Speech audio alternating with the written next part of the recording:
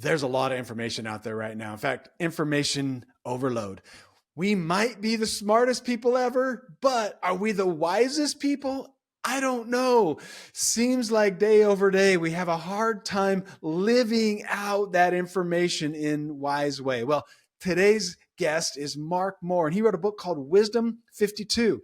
And so what we're going to do today is we're going to navigate through wisdom, truth. We're going to talk about social justice. We're going to talk about contentment, all of these different subjects and how we live them out wisely. So sit down and enjoy this episode of the Live Faith First podcast.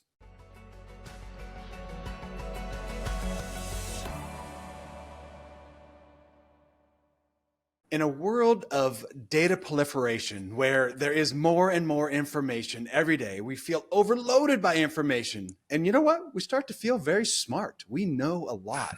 But what are we doing with that information? Are we applying the information wisely to the way we live? So today we have Mark Moore with us, and he's going to help us figure out how to live wisely in this information age. So Mark, you got a lot to get us in the next 45 to 60 minutes. So I hope you're ready for this.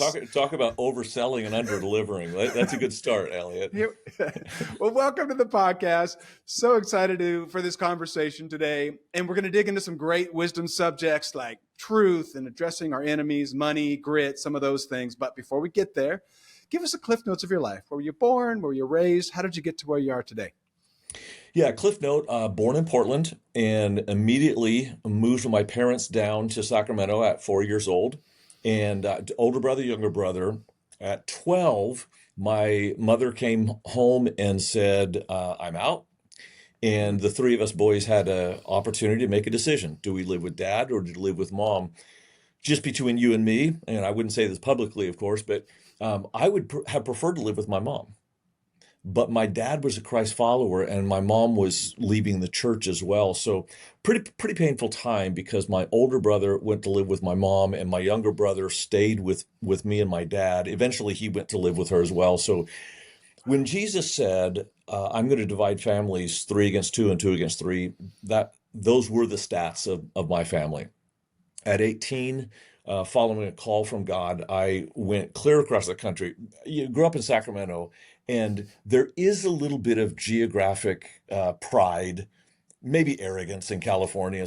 So that to me was tough. I knew no human being, but that was one of the best things for me to do, to go to a place where I could study God's word, where nobody knew who I was, and really I had to build this life around my faith. So after graduating, undergraduate, went to San Antonio for my first ministry. It was one of those mega churches of 65 people. We doubled it in 4 years to 135 people. But honestly, Ellie, I could go back there today and just love on people in the local church. I think the local church is the hope of the world. So after just a few years, the college asked me to come back and teach, which I did, added a few initials after the end of my name. And in 2012, after 22 years in academia, I decided that I was tired of all my students having all the fun in the local church, and I joined this church in Peoria, Arizona, called Christ Church of the Valley. And at the time, it was 2 campuses. We're now at 18. I'm a teaching pastor, served under the founding pastor, now serving under the senior pastor, Ashley Woldridge, having a great time in life. Should mention this, 4 of my grandkids live over the mountain from my house. 3 of them live clear across the country in Atlanta, but both my kids are in ministry, and all 7 grandkids love the Lord. So that's me in a nutshell. That's winning. That is winning. That's amazing. I love that. And that's unusual to go from 20 plus years of academia into church ministry. Like that transition usually doesn't go that way. How was that transition for you? Did you love it? I want to talk about wisdom, but that's kind of, I don't see that happen too often. So I'm curious. I will tell you, and this is the honest truth. When I say this out loud, people don't really believe it. Number one, the number one reason was, it is about influence, and where, I'm not my own man. I belong to the Lord Jesus Christ. When it says we're slaves of Christ, I take that seriously. So the question for me was, where can I influence the most? Now, listen, having students who go out and build great churches and do great ministries, that is replication. But this particular church, just the size and reach it has, I felt obligated. But there was another reason, and this is pretty selfish. Elliot, about a third of the staff at Ozark Christian College were young people that I had discipled, and they were they were about to be better than me. And if I thought if I left before they figured that out, I could still, be remembered in the annals. Yes, I love that. I love that. All right. So you wrote a book called Wisdom 52, and it's a 1 year, 52-week journey through wisdom. Obviously, a lot of that around Proverbs, but you dig in throughout. It's really one of the cool things I liked about your book is that you brought in New Testament wisdom and you went outside of Proverbs for stuff, which I thought was super helpful. But before we kind of dive into the book, can you just define, do you have handholds for us on wisdom? Like, what is the definition of wisdom, or what does it look like? Like, what can we grab onto today for this journey? Yes, thank you for asking that, because it really is misunderstood. When we think about wisdom, we think about like Yoda, kind of floating somewhere and getting wisdom from, the ether.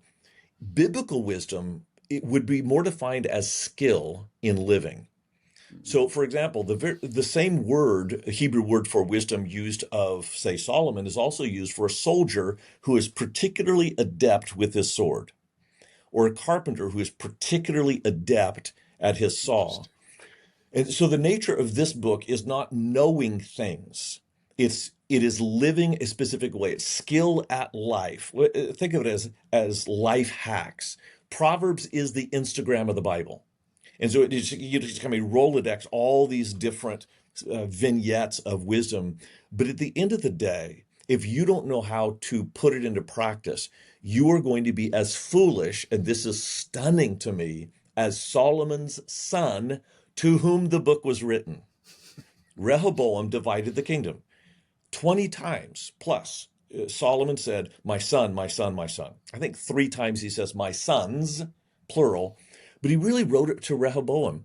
And Rehoboam missed the mark. And I had to ask why. Because wisdom is not passed on verbally. It's passed on by modeling it. So if you're going to take seriously this book, Wisdom 52, it really needs to be done in community with models who give you a living example for what you're reading on the text. I love that. I love that. And so you wrote this as a kind of a 52-week journey. Yeah. What clearly we need wisdom. Clearly there's a lot of information out there. Was there anything underneath that for you, and like why you chose to write this book about wisdom for us? Well, I'm embarrassed to tell you this, but who cares? Here we are. I started this book really about 25 years ago when a friend told me that I had a problem with gossip. And I mean, what kind of friend does that, right? Right. I'm a nice guy. Why would you say that? Come on now. Well, I did. I had a problem with gossip, and it came out of my own insecurities of like I was smart and I could get good grades, and so that's where my self-esteem came from. But words were also weapons for me, and I could use them to build myself up inappropriately or tear someone down inappropriately. When he confronted me about that, I said, I need a tool, a practical tool to live better. So I did a study of all the Proverbs on words, and I got this category of about 6 to, well, it's in the book now, so you can read it, ways that we use words and how we should be using words. And I thought, like 25 years ago, I thought, I had to do that someday for all the topics of Proverbs. And Elliot, I would be happy for your listeners to correct me on this, because maybe there is something out there like this. I don't know in the history of the church that we have ever had the Proverbs categorized into Rolodex topics where you can say, when I first got on this idea, was very excited about it. I went out to we have some assistants in the office where I am, and I shared with one of the assistants, this is what I'm doing, and I'm kind of excited about it. She goes, do you have anything on lying? Because my 8-year-old son needs help. At that moment, I knew it had to be a book, because people were floundering. How do you teach wisdom to your kids or to your spouse and your colleagues for that matter. So I did the deep dive on categorizing all of it. Like every single proverb is in a category. And like the appendix, frankly, the appendix to the book is the best part of the book because it's just that category of wisdom. But then I decided we need to cast it through the lens of the Old Testament. What does the whole Old Testament say about lying? What does the whole New Testament say about lying? So as you know, it is a book on Proverbs, but it's the whole counsel of God on these 52 topics of how to live your life well. Yeah. Yeah. I love that. And as I was preparing, you made it really easy for me to prepare for this podcast because your table of contents, I got to just kind of choose like, all of these are great, but let's talk about these, whatever, 6 things, whatever we get to today, right? And it actually was super convenient just for that reason. And each chapter is nice and just concise, right? And so, Yeah. Anyway, I've enjoyed reading through your book. It was great. So I know you're supposed to be interviewing me, but I have a question. When you went through the table of contents, was it easier to identify, oh, my spouse needs that? Or, man, I should read that. Right. I was trying to think of our listeners, actually. I was kind of thinking like, okay, culturally, what would people want to hear about? But yes, no, there's definitely, it was actually more my daughter. I'm reading this going like, is there a way that I can get her these 6 pages right now? Like, this would be good for her right now. So, and yes, I'm always self-convicting. So there were definitely a few like, maybe I should skip over that. Otherwise, I might get convicted today and we don't need any of that. Yeah, we can't have that.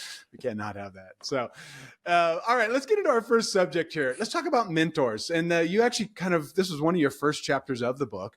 And so talk to us a little bit about mentorship and then what do we look for in a mentor? Yeah, my journey with mentoring actually, because I'm a child of the 60s, went to college in the 80s. There really wasn't this movement of mentors. When I came back to teach in 1990, there was a man by the name of J.K. Jones who was like, I don't think he could walk on water, but if he did, I wouldn't be surprised. And he was gathering a group of students in his home, and I thought, well, I could do that. So I literally looked at across the entire campus and chose 5 men that I thought had the highest potential for investment. And Elliot, I'm embarrassed to tell you, I didn't do much. All I did was have them in my home. And I told them because, I'm a busy guy and I don't want to have to think up curriculum. I'm not going to read a book with you. Like, we're not going to go through a Bible lesson with you. You bring questions to me and I'm going to answer your questions. There are times that I would have a monologue and say, this is what I'm wrestling with, this is what I'm going through. But that was such a powerful impact on their lives for me doing nothing but spending an hour a week with them. So I've been doing this for 40 years. So let me tell you what I've learned. The power of mentoring is not in your wisdom, it's in your availability. Second, the real wisdom in the group is not from the sage on the stage, it's from the collection of the right people having the right conversation. So when I discovered that, I thought one thing that I'm going to do every year, so some of them aged out, they graduated, and then I brought new ones in. It was hilarious to watch these newbies come in because these are upperclassmen and they just like revered these men, and they should have. We had an all-night prayer vigil the night before graduation. And we had this great big steak dinner at 11 p.m. And then we started praying at midnight. We stopped when the sun came up. I released the seniors because they were going to their graduation the next day. One year, this particular group of seniors had not given me their best. And I would just preach for one of these guys in the Brotherhood recently, and he remembers very well. He said, yeah, we mourned that we missed this opportunity. We didn't give you our best. We missed too many meetings. We didn't come up with good questions. So they said, we're not leaving. We are praying all night long. One of them was the salutatorian. He had a speech to give. From that year on, no one missed the all-night prayer. And what I learned is teaching someone to pray is really the only thing Jesus ever taught his disciples, or the only thing they ever asked him to teach them. So that I should start with that. At the end, I had at the end of their time with me, I had them sign, it was like a wooden plaque someone gave me in my first ministry, kind of a carving of the church. On the back of that piece of wood is about 1 foot by 1.5 feet, are the names of 50 men that I discipled over the past several decades. And if my house catches on fire, I'm going to go get that board. I'm right now working on a writing project with one of the guys that I discipled. He is a way better writer than me. I mean, Jesus said the disciple is not greater than the master. Well, that's true until they leave and do become greater. And I see that over and over again. So all of that to say, I know I'm rambling on here, but let me say one more thing, because a lot of people don't know how to mentor. You don't have to have a curriculum. You just have to have an open home and an open heart. And if you will do these 4 things, magic will happen. You pray together. You initiate conversations together. You play and work together, and you eat together. That's it. If you do those 4 things, the Holy Spirit will do the rest. Wow. I love it. That is so good. That's so good. And just to continue on with that pray part, and when I think about my own prayer life, so much of my prayer life has grown out of hearing other people who are further down the path than me praying. I mean, unfortunately, fortunately, we pray to ourselves, and we should pray unceasingly and all of those things. So you at some point have to pray by yourself, but there's something to hearing another person's prayers that I remember for me, just kind of unlocked a number of things in the way I pray, in the way I think about prayer, in the way I respond to prayer when other people are praying, those types of things. And if I had just spent, the last number of decades praying by myself, I'd be missing out on things because I wasn't praying in community. I know we're talking about mentorship, but that also binds our hearts together, which is, I think, is what you're bringing out about the mentorship piece. But there's so much learning that goes in just hearing another person pray. Well, and for me, it's probably, I do a number of things in ministry, speaking, teaching, writing. If I could only do one thing, it would be mentoring, because it is the most reproducible thing that I do. And just from a physiological, social, psychological standpoint, our sense of fulfillment on a stage is so short. But with a mentoring relationship, it's long lasting. And what I think most people don't understand is the way God designed our brains is the chemicals in our brains, particularly serotonin, oxytocin, and dopamine, they're triggered by the smallest of things. And then they dissipate. When you try to get triggered by someone above you, you try to get someone to recognize you. Boy, is that hard to do. And it doesn't last very long. A boss, a coach, a professor. But when you begin pouring into people below you, it's easy to get dopamine, oxytocin, and you can reproduce it forever, because even those students, I'm preaching for one this weekend up in Indianapolis, man, he's a better communicator than I am. He's a better leader than I am. He doesn't know it because he still has an 18-year-old memory of me being his professor. I love that. That's so good. All right, let's move on to truth. We're going to move on to the subject of truth. And this is such a tough one because truth has changed. You kind of bring out that at one point we had this absolute truth, which came from God, and then truth was discoverable. And then we kind of into our relativistic truth is what we make it, which is kind of where, that is where our society at large is right now. What is it about truth that is so important? You can dig in a little bit of the history if you want, but why is it important to have kind of a foundation of truth that we can at least have as a bedrock for living life and wisdom? Yeah, well, in order to do that, let me just take us on a little, this might be interesting for your listeners, on a little artistic journey. Prior to the Renaissance Reformation, art was, it wasn't the quality of art that was impressive. It was the story behind the art. So many of the classical Christian paintings actually had 2 layers. The foreground told a New Testament story, the background told an Old Testament story. Or like in a cathedral, you'll have stained glass of a Jesus on one side of the wall, Jesus scenes, and then Old Testament on the other side that matches the New Testament. So it's storytelling. With the rationalism underneath the Renaissance, art took a dramatic turn to almost photographic reproduction. The Michelangelos, the Caravaggios, getting draperies right and lighting accurate was very important.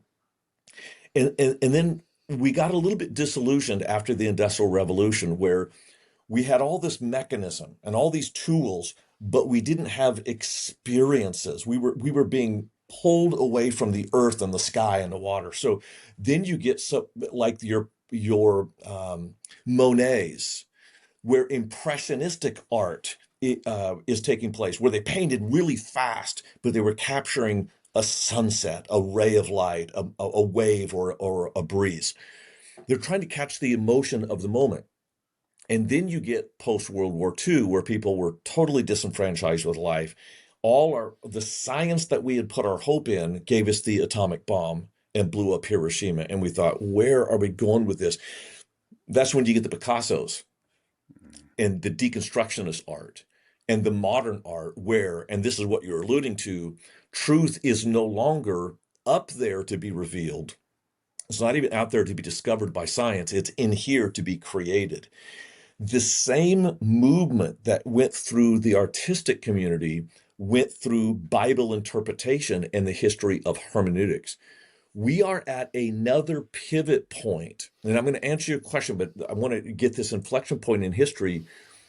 We are in the midst of the greatest information revolution we have ever had, with the algorithms of Google, Amazon, Netflix, as well as AI. Right now, what you scroll on your phone is procured for you. Mm-hmm. So it's not just that you are creating truth, but the algorithm is forcing you into a funnel of your own self-proclaimed truth. And it is not just the creation of truth, is the monetization of the algorithms to keep you more and more embedded in artificial relationships with an iPhone. Right now, we cannot tell the difference between words that were created with AI and words that were written by a human. We are on the brink of audio, where you call into a help center and you don't know if it's human or not. In the next few years, we won't be able to see. There will be a humanoid robot that you can't see whether that's a human or not. And your kids will not be able to touch that robot and know if it's human or not. So, okay, so all of that to say, we don't know what truth is. And even the things that are presented as truth, we don't know how artificial they are. So it is not enough. My generation said that, it's absolute truth. And we pounded on the rationalistic truth. Yep. Rationalistic truth has let us down as a culture. Individualistic truth has let us down as a culture. We must shift our view of truth from a proposition to a person. Because if we don't have a relationship with Jesus Christ, Pilate interviewed Jesus and then said, "What is truth?" and walked away before he got the answer. If you will just let all you people listening out there in Cyberland, please do this. Go through the Gospel of John and look up every time truth is used and capitalize it and see if it doesn't make more sense of the passage. Until we know Jesus as the person of truth, we won't know what propositions hold water in our culture. Okay, thank you for letting me get on that little sidebar harangue. Yeah, no, I wasn't expecting that. That was great. That was a journey, and this is got to be my most ridiculous response I've ever made. But I go to the Wienerschnitzel. This is why it's response. I'm going to talk about hot dogs right now.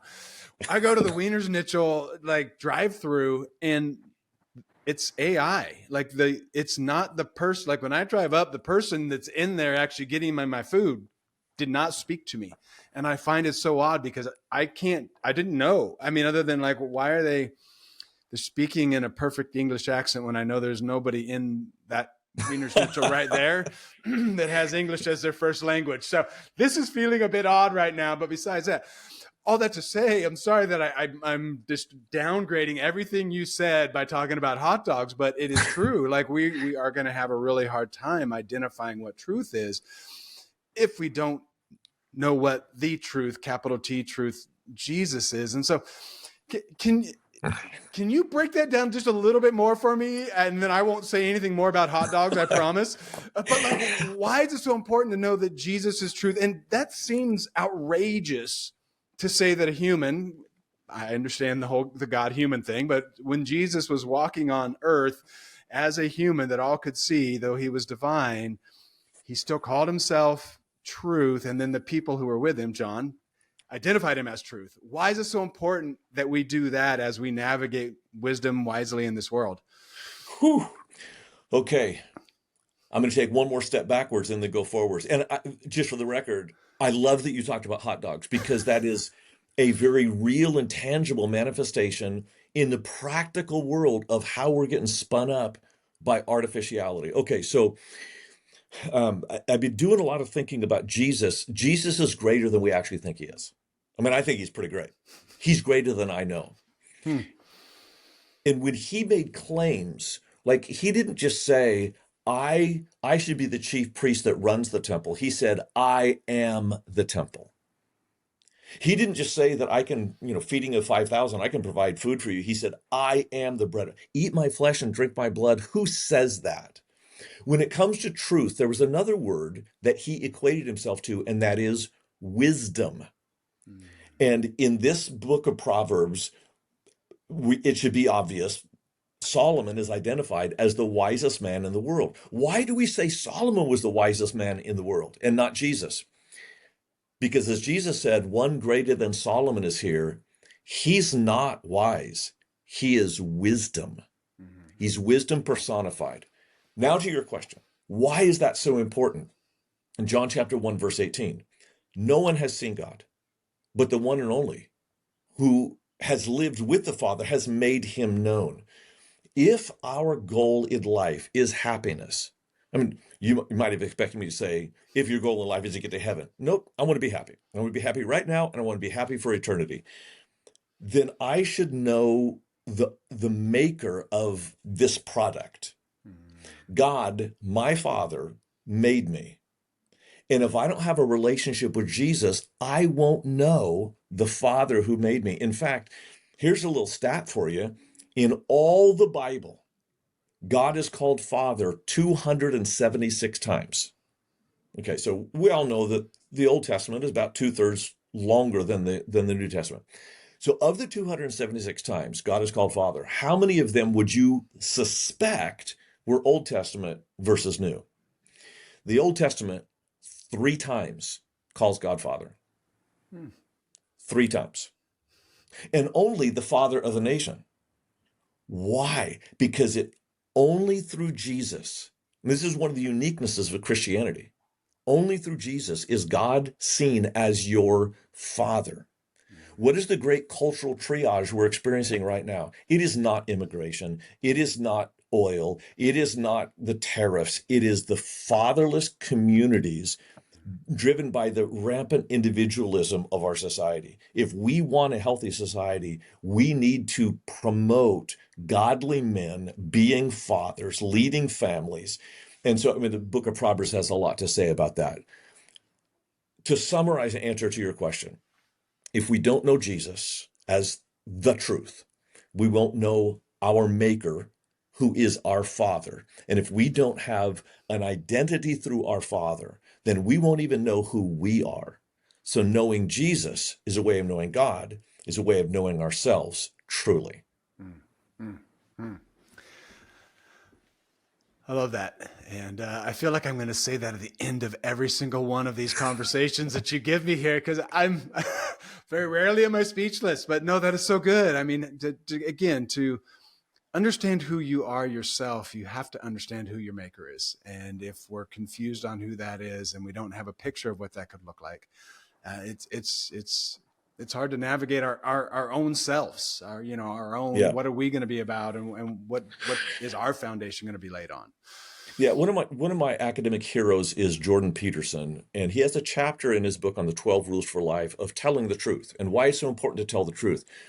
And obviously, every human relationship, whether it's two nations or husband and wife, it's founded on trust. So if you don't have truth, you don't have trust. But he said something that blew my mind. It is important for you to tell the truth to others, because if you can't tell the truth to others, you won't tell the truth to yourself. If you start lying to yourself, it doesn't matter what information you have. There is no truth if you can't authentically engage in the truth that you encounter. Elliot, I've had a long history of self-doubt growing up. Again, and you would never know it because I've always had this bravado. I've always been able to use words well and been a kind of public and outgoing. But until I was 40 years old, I didn't know myself. And because I didn't know myself, I kept giving a false representation of who I was. The solution to me knowing myself was accepting my identity from God the Father through Jesus Christ.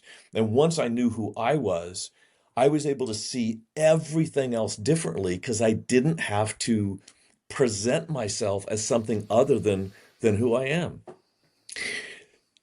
At the church where I am now, Christ Church of the Valley, I've learned over the past 10 years to be pretty transparent about, like, even from the pulpit. I preached a sermon this last year, and we do everything in teamwork here. And one of the team members, his name is Dustin Tappan.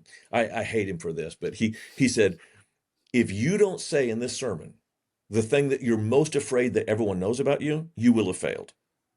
So I stood on stage in front of thousands of people and said, if you think that I'm arrogant, because sometimes, I mean, when I was a professor, that was the number one criticism people gave me, is he comes across as arrogant. I've never been arrogant. I've been insecure. So what I said to our church was, my greatest fear is that you will think of me what I think of myself. Until you get past that and just recognize, hey, I'm flawed, but that's okay because I'm still loved. Everything is going to be filtered. All information, all truth is going to be filtered through the lens of your own insecurity and need for affirmation. And so there is no truth without the person of truth telling you the truth about who you really are.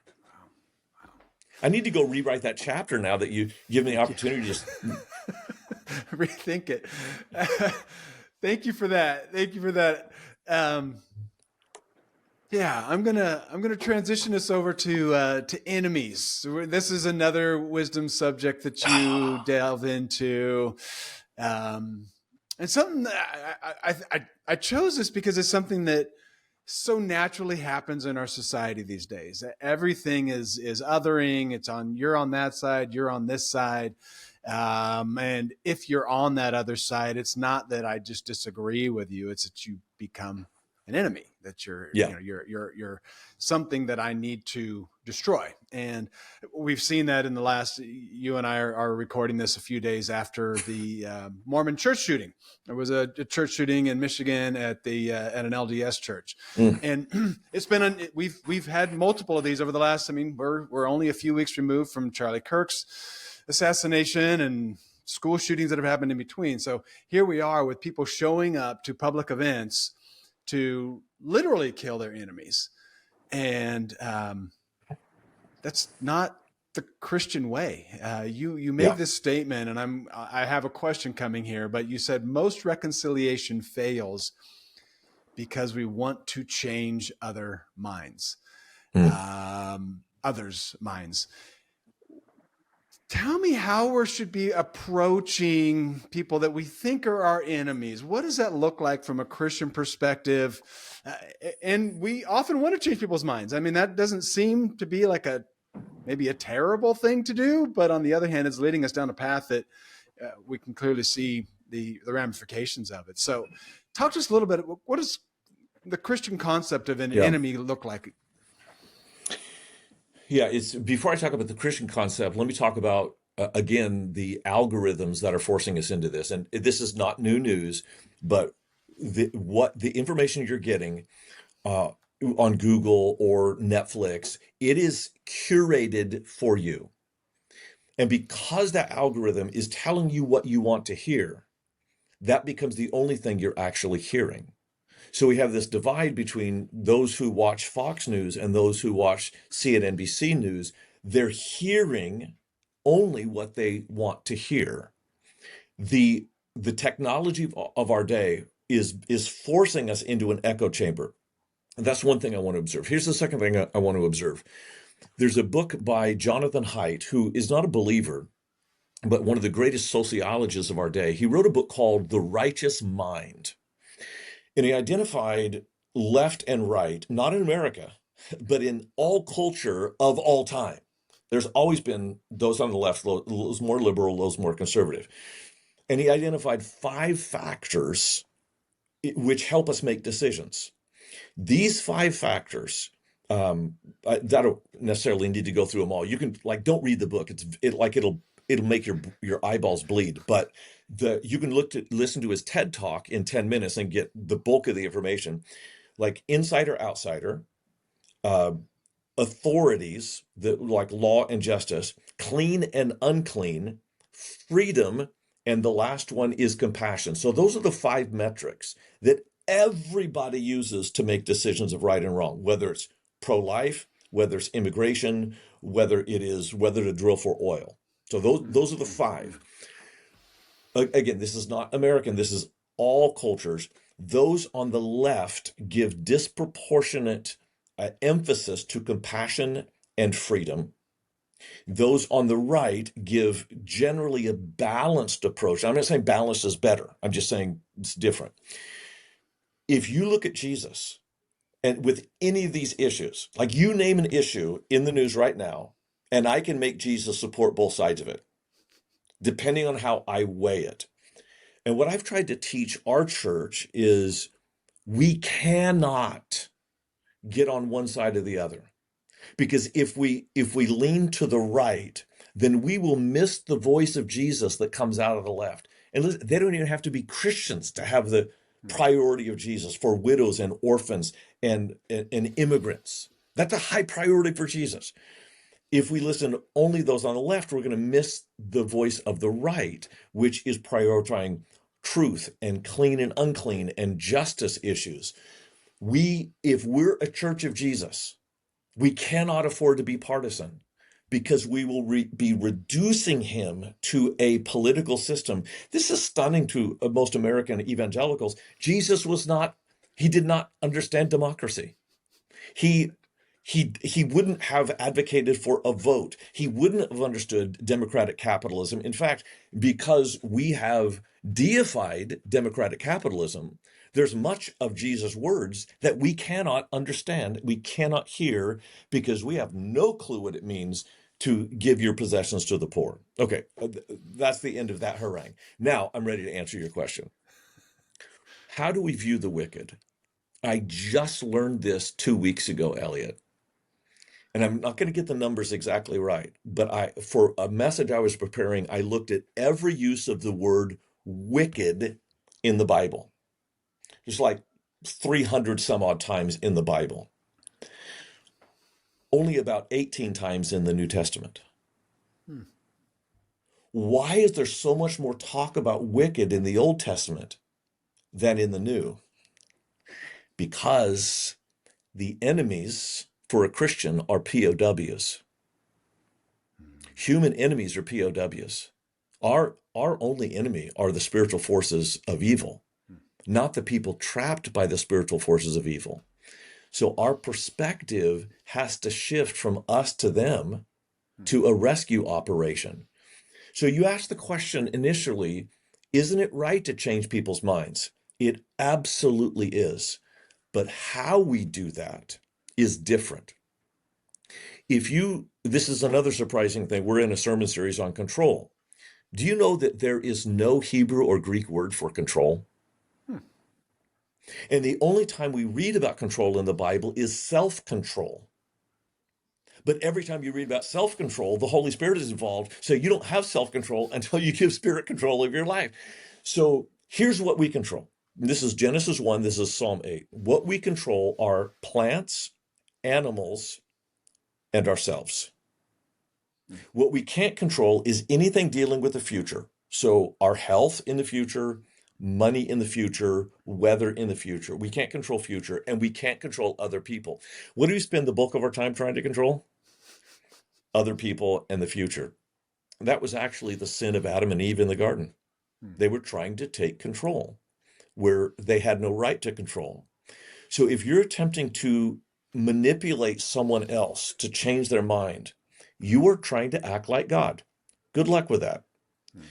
If, however, you are sharing truth and letting the Holy Spirit do his work, that is an appropriate role. So the way I've thought through this and the people that I'm coaching is, when you're trying to change someone's mind, do you have your interests in mind or do you have their interests in mind? And I'm just going to say, with my wife, there's several things. Like, we've gone through this 4-week series. I am so convicted right now. I shouldn't even be on this podcast because I'm barely a Christian at this moment. Because I'm trying to manipulate my wife in a certain area. And the metric is, do I want her to change to benefit me? Or do I want her to change to benefit her? Well, I could lie to myself when I say, well, it's all for her. It's all for her. Some of it's for her, but the majority of it is for me. And like parents, I'm working with a guy right now whose son got caught doing something and it's very public and it's very shameful. And my initial question to him was, are you responding to your son out of your shame for you or out of his shame for him? We're not very good at that. No, I guess it's the same question. That's a great question to ask. That is a great question to ask, especially with our kids, where, they did something that's embarrassing, or our daughter loves to have all kinds of different color hair, and my wife and I couldn't care less about it. But I know there's some people that might be like, dude, why would you let your daughter, she's rebellious, she's this, like, dude, really? This is the last thing in the world that I need to worry about is the color of my daughter's hair. Where's her heart? What's her focus on? Anyway. But it also comes back to, what are people going to think of me as a parent because I let my 20-year-old, it's not a let anymore, but my 20-year-old, have green hair. It is bright green. It's she kind of looks like the Joker from time to time. I'm like, okay, your call, whatever, you got to walk around with it. So yeah, just ask her not to sneak up on you at night and you'll be fine. Exactly. It was interesting. I was golfing with a friend of mine, and he's not a theologian, so it really irritated me when he taught me theology. But he did. He said, "Are you a Genesis 1 Christian or a Genesis 3 Christian?" Ooh. So what are you talking about? Do you view people through the lens of Genesis 3 or through the lens of Genesis 1? My brain exploded. The fall in Genesis 3 does not take away the nature of God in us from Genesis 1. That cannot be eradicated. So do we first approach, and this really is the core answer to your question about the wicked. Do I look at people through the lens of their fallen nature, or do I look at people through the lens of their created nature?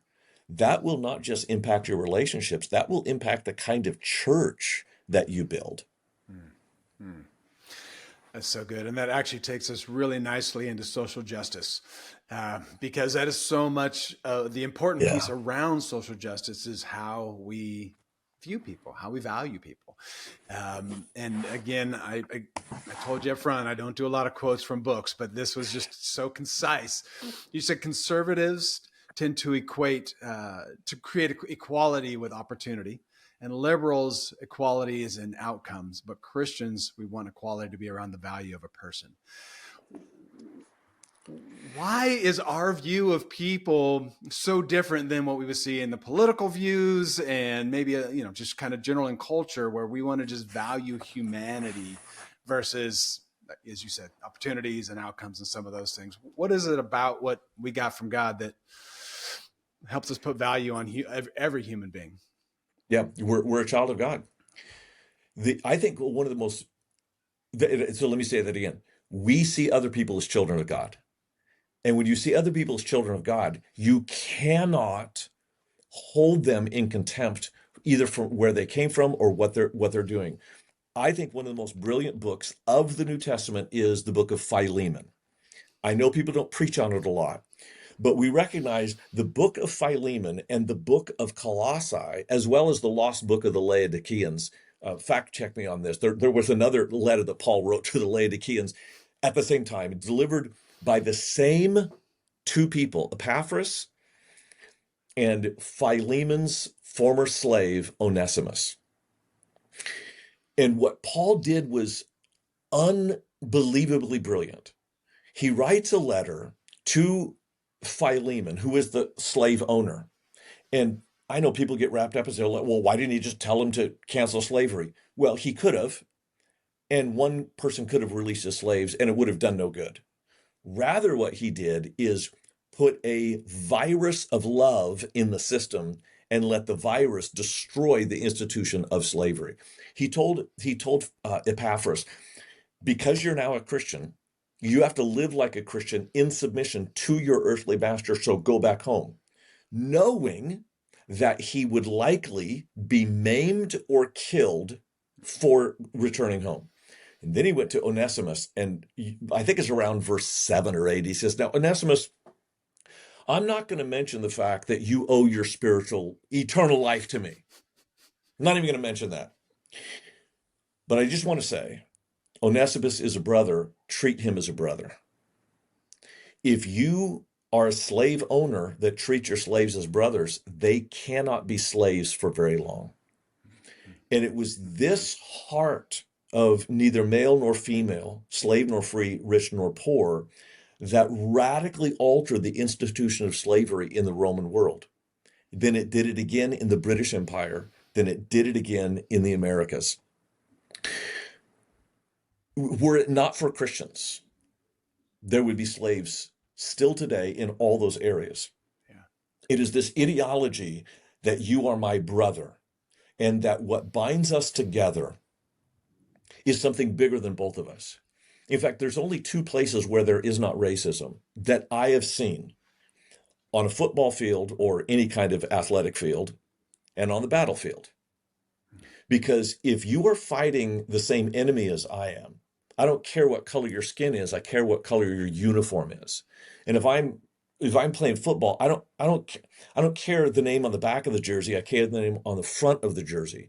It is that one of the mistakes that we're making, and I despise racism of all kinds. I think we all do, hopefully we all do.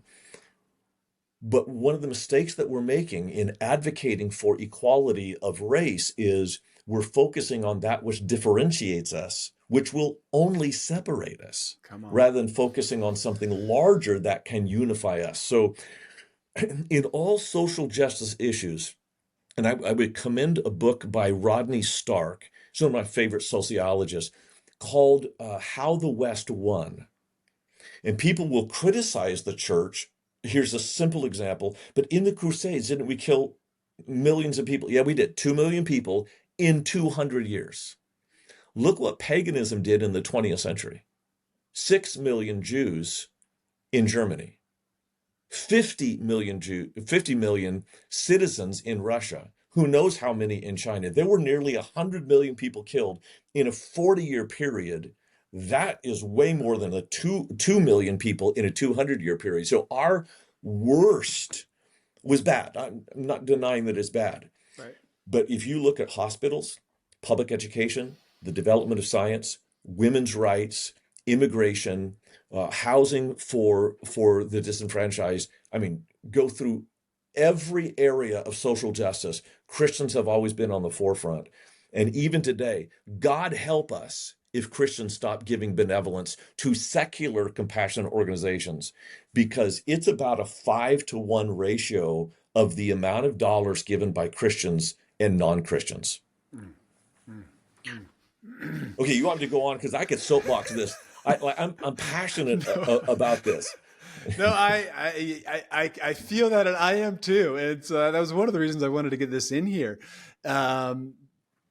is because, gosh, there were so many things you said. I'm going to focus on one, then I'm going to ask you a question. But when we choose to, you said we choose to, when we look at addressing racism, we're actually looking into things that separate us versus the things that bring us together. And I think that's true across so many domains in society. Whether it's political division, ethnic division, socioeconomic division, we just so quickly we so quickly put them on the other side. We so quickly say, Yeah. oh yeah, they're that, but they're also this. They don't have that. They haven't achieved this, or whatever it might be, or they're just thinking wrong. And if we would, the truth is, the things that differentiate, I'm going to pick on political because it just is the easiest one to pick off right now. But if we look at the things that we actually agree upon in the political arena, it is way more than kind of the things that we disagree on. Like if you actually just look at the different subjects that we disagree on. So rather than focusing on those things, why don't we focus on the things that bring us together, right? Why don't we do that? So I love that statement. I wanted to highlight that. But the other one that I want to talk about is actually the poor are underpaid in the workplace and underrepresented in the legal system. And this is one that I just come across over and over and over again. And we do things from a governmental perspective in California. We've increased our minimum wage over and over and over again. And of course, you have businesses complaining about that. And I understand that from somebody who's tried to run a business before. On the other hand, when our foundation is how do we just treat people equitably and not take advantage of them, we start to have the heart of God. So in our workplaces and so on. And so would you talk, what are our responsibilities as Christians to the poor, to the underserved, to the widow, to the homeless, to the immigrant? I mean, I think those are the big ones in our society right now. What is a Christian's responsibility kind of in those areas? Thank you for that question. My daughter is on a anniversary trip with her husband right now. And I was just over at her house because she doesn't know this yet, so don't spill the beans, but we bought her a new dishwasher. Nice. She didn't really need she had a dishwasher, but it didn't work very well. And she spent a lot of time washing dishes and she's working hard. So it's like, I want to bless my daughter, right? Because your listeners are going, what does this have to do with this question? Philemon was told by Paul, treat him as a brother. If we treated a poor person as a brother, there's no way I'm letting my brother sleep on the street. There is no way I'm not taking care of the healthcare needs of a brother.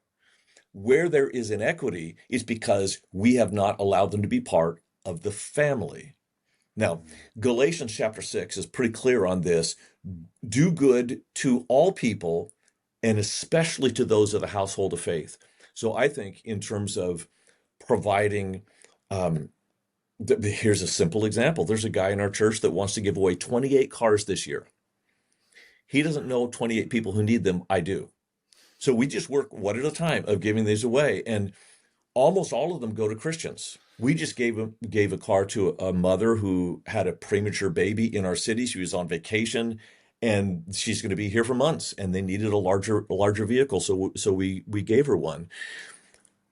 We treat her as a sister in Christ. I'm going to start with the church, because if the church gets strong and takes care of its own, then we can take care of the community. Yeah. And if you look at the book of Acts, twice in chapter 2, chapter 4, it says they sold their possessions and gave to the poor, primarily poor Christians. There is zero other communities that did that. There were the Essenes that went and had a monastic community, but that's out in the desert, not in a city. And then there was one Greek philosophical group that they kind of did that, but mostly they were begging off of other people than providing for their own. Christians uniquely lived, and some people are uncomfortable because it looks like communism. No, communism says what's yours is ours, I'll take it. Christians say what's mine is God's, I'll give it. So I think our inability financially, and by the way, I don't think racism is near the problem of economic disparity. And most of what manifests as racism is an economic disparity that is blowing up in these social tensions. If the Church of Jesus would have this theology that you're my brother and sister and take care of other people like they're actually a brother and sister, it would immediately solve the problem. Let me say why I think we're not. There's only 4 ways that you can evaluate your own spirituality. One is by your doctrine. Do you believe the right things? And by the way, goes for Mormons and Muslims and Hindus, anybody. Do you believe the right things? Do you do the right things? That's social justice. Do you not do the wrong things? And do you have personal experience with God or the Holy Spirit? Churches, because of organizational limitations, can only prioritize 2 of those. Don't ask me why, it just works. Whereas the Catholic Church has prioritized the experience of going to Mass and social justice, evangelical churches have prioritized doctrine and ethics. So what happens is you're not just talking about doing right, you're talking about altering the way I measure my spirituality. Elliot, you start doing that, you're going to threaten people's security in Christ. Well, I know I'm a good person because I don't smoke, I don't drink, I don't sleep around, and I believe in the virgin birth. So there, it doesn't really matter if I let someone on the street go hungry because my church has told me I'm validated already. If we can switch our priority from, hey, you're a good person because you don't do those things, to you're a good person because you do those things. Oh, wait a minute. I'm sorry. James already said that pure and undefiled religion is to visit orphans, widows, and their distress. My bad. Mark. All right. I want to keep on this one just for a little bit longer because I want to get your opinion on something here. All right.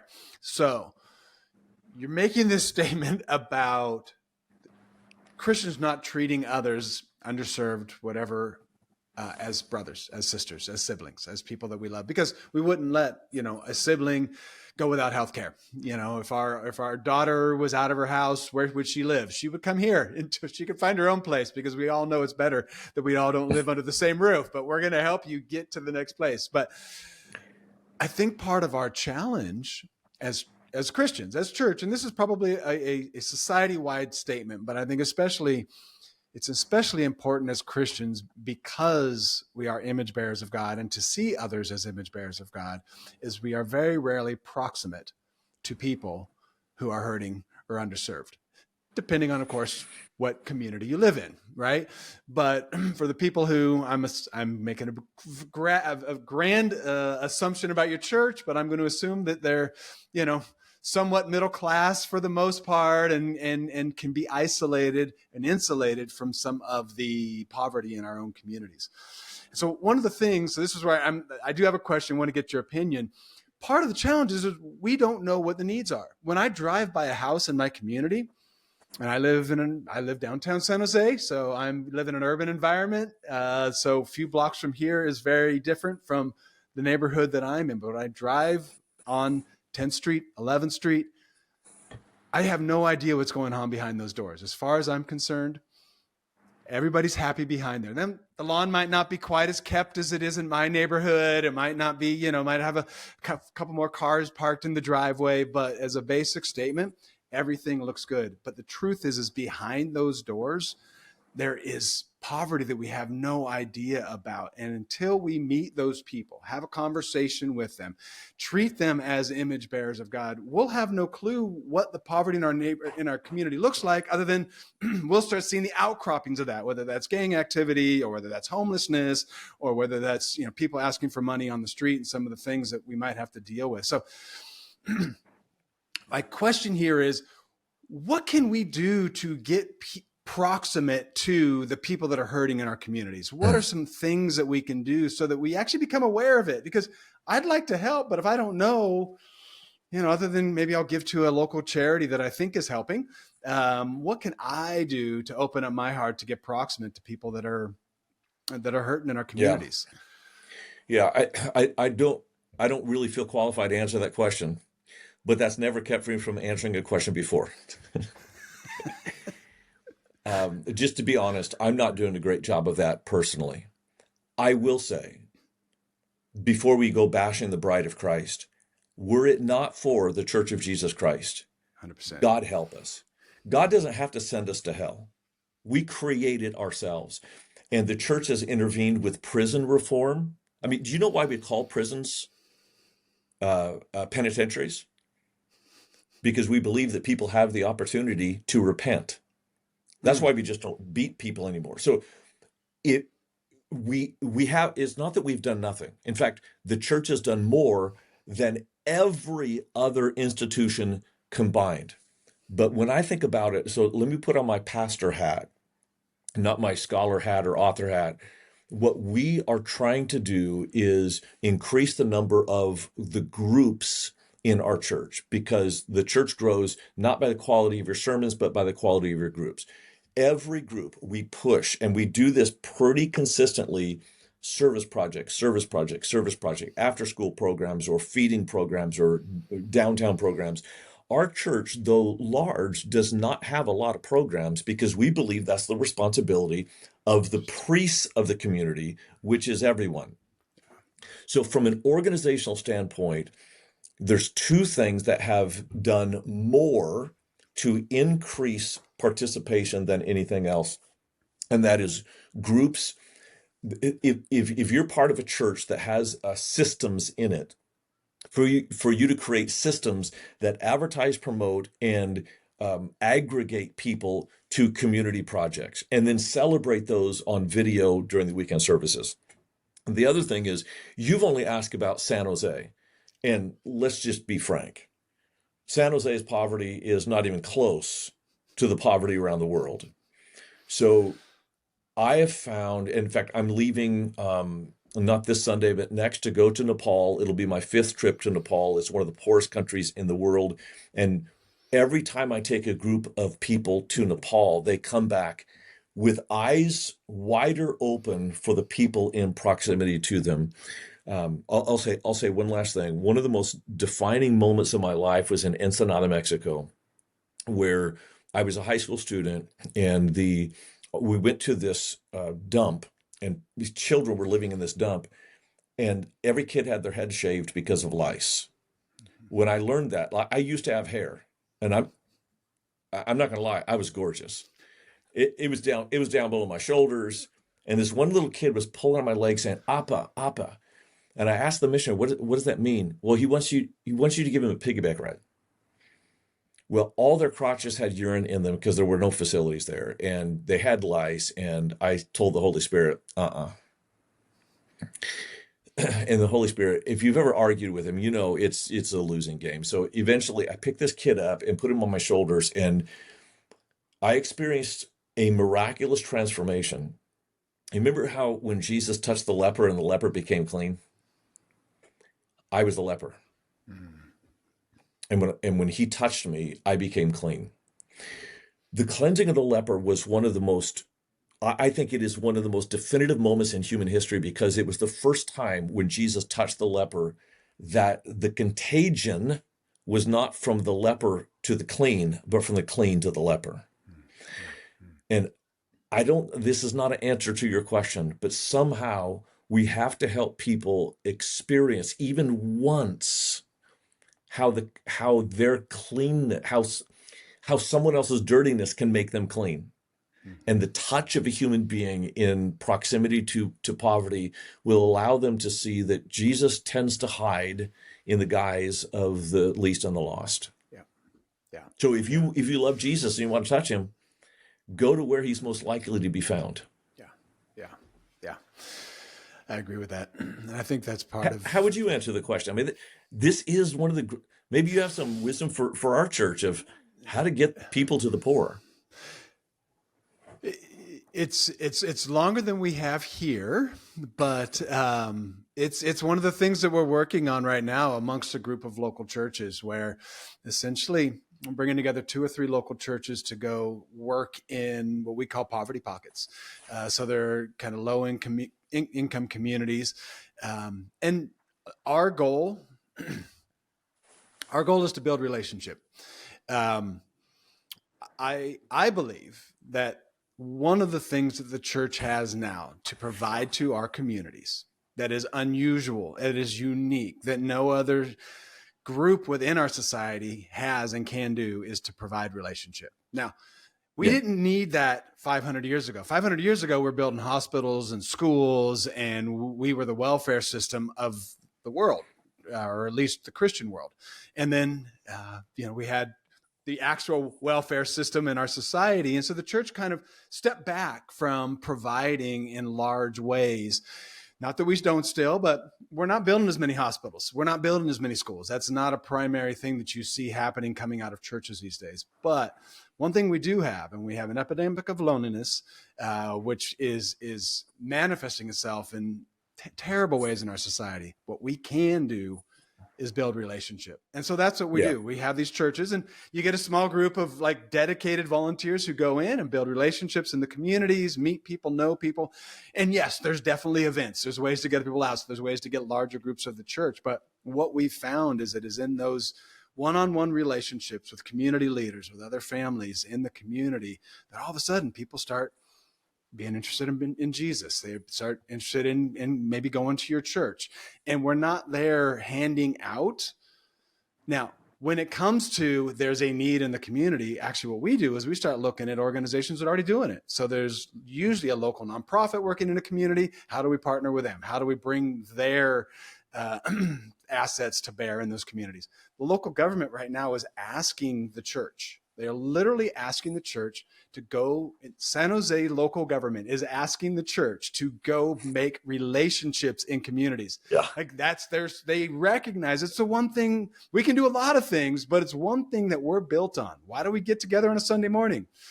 Yes, your messages are amazing, Mark. I know they are, but it's the gathering of the believers, of the saints, right? Yeah, that's Why right. do we do groups? It's the gathering of groups to eat together, to serve together, and do those things. And so when we can take the relationships that we already have in our churches, that we are really good at building, and we just start getting them outside the four walls into our communities without this, I'm carrying a sign for what I believe in, or I'm handing out a tract. And if you're a tract hander out, or go for it, like that's okay. But the point is, it's not about that. It's actually about just getting to know somebody. And then the social justice stuff we start talking about starts coming into play, because now we see there's a brother in our community. So there's an apartment complex in one of the communities we're working in. And it affected about 75 families this weekend. Well, our local churches, and there's 3 of them that are really connected there, they're going to be the point people to come alongside those families. Yes, also bring in other stuff, but there's the loss, there's the other pieces. So that's a bit of another project I'm working on right now. But how do we bring churches together to build relationships in communities? And then out of that grows some of this social justice stuff that you and I have been talking about here this today. Yeah, that's awesome. And really, that is the foundation of biblical wisdom, is living right, not just knowing right. Okay. I know we're bumping up over an hour right now, but I just want to ask quickly about contentment. I don't know if we can even talk quickly about contentment. It's ridiculous that I'm trying to do this, but money and contentment is such a huge thing. Do you have any brief words of wisdom on contentment? Like when you hear that word, like, hey, here's something we can all grab onto to help us be content in this world that says bigger, faster, more, we got to have all the trappings. So what would you say about contentment? Well, I'm going to quote the only line of Jesus that is not in the Gospels. Acts chapter 20, verse 35, Jesus said, it's more blessed to give than to receive. That is not a religious statement. That is a psychosocial observation of how our Creator made us. And if we can see finances through the lens of a funnel instead of a bucket, if God gave you something, He didn't give it to you because He loves you. He gave it to you because He loves somebody else. And until you give it away, you will not know the joy and contentment of stewardship that God's given us. we do have a pandemic of loneliness, as you just said. We also have a pandemic of contentment because we are so forward facing in a 6-inch screen of what everyone else has.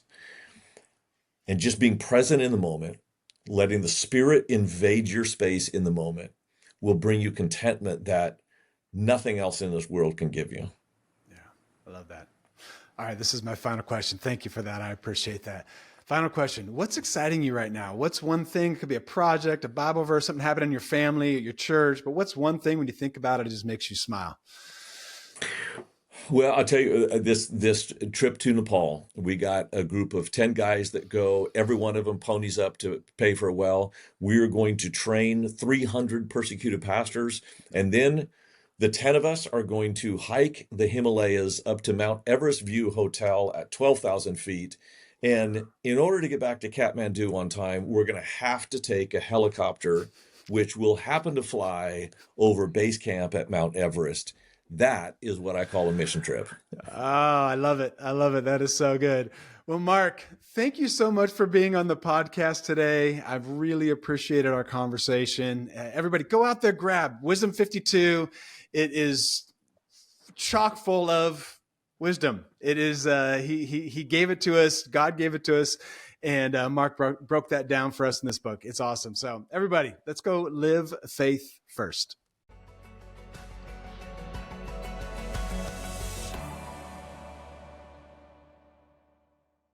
Hey, you're still there. That means you enjoyed this episode of the Live Faith First podcast. That conversation with Mark was so much fun.